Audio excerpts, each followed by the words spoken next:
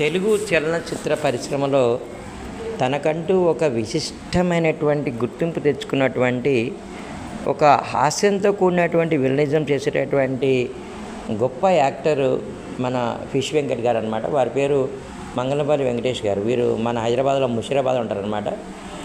వీరు అంటే కొంతకాలంగా అనారోగ్యంతో ఉంటూ ఇటీవల కాలం చేశారు అని చెప్పి తెలిసి చాలా బాధ్యత కలిగిందండి. నిజంగానే తెలుగు చలనచిత్ర పరిశ్రమలో అనేక చిత్రాల్లో నటిస్తూ దాదాపు 100కి పైగా చిత్రాలు అనుకుంటా.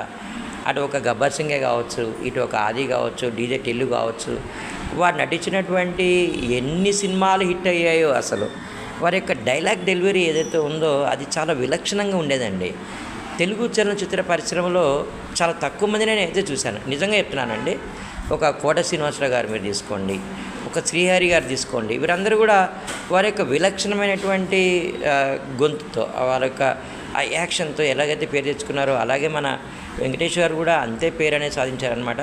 గత కొంతకాలంగా వారు అనారోగ్యంతో ఉన్నారు. ఏదేమైనప్పటికీ వారు కోలుకుంటారని చెప్పి భావించడం అనేది జరిగింది. నిజంగానే మనిషి ఉన్నప్పుడు మనిషి యొక్క విలువను మనం గుర్తుపట్టమేమో అని అనిపిస్తుంది ఒక్కొక్కసారి.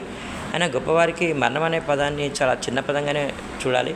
వారి యొక్క నటనతో మనందరి హృదయాల్లో మాత్రం చిరస్థాయిగా నిలబడిపోయి ఉంటారనమాట. ఒక అద్భుతమైనటువంటి నటన. ఈ నటనకి విలక్షణ అండ్ ఏంటంటే విలన్ అంటే అందరూ భయపడతారు. ఒక విలన్ వస్తే సినిమాలో కూడా అయ్యో ఇతను ఇంత నెగిటివ్ కథ ఉన్నటువంటి వ్యక్తి కదా ఏం చేస్తారని చెప్పి.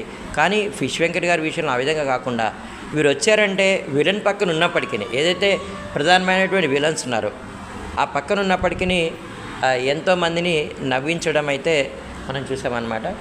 ఏదైనప్పటికీ ఒక మాట చెప్పాలనిపిస్తుందండి, అమర్ రహే వెంకట్ గారు అని చెప్పి అనిపిస్తుంది అనమాట. నిజంగానే తన యొక్క అభిమాన నటుడు జూనియర్ ఎన్టీఆర్ గారు అని చెప్పి వారు ఒక ఇంటర్వ్యూలో చెప్పడం, ఒక్కసారి తొడగొట్టానని చెప్పి వారు చెప్పినటువంటి డైలాగ్ కావచ్చు, డీజే టిల్లులో వారి యొక్క యాక్షన్ కావచ్చు, ఇవన్నీ కూడా మన ఎంతో అరలించాయండి.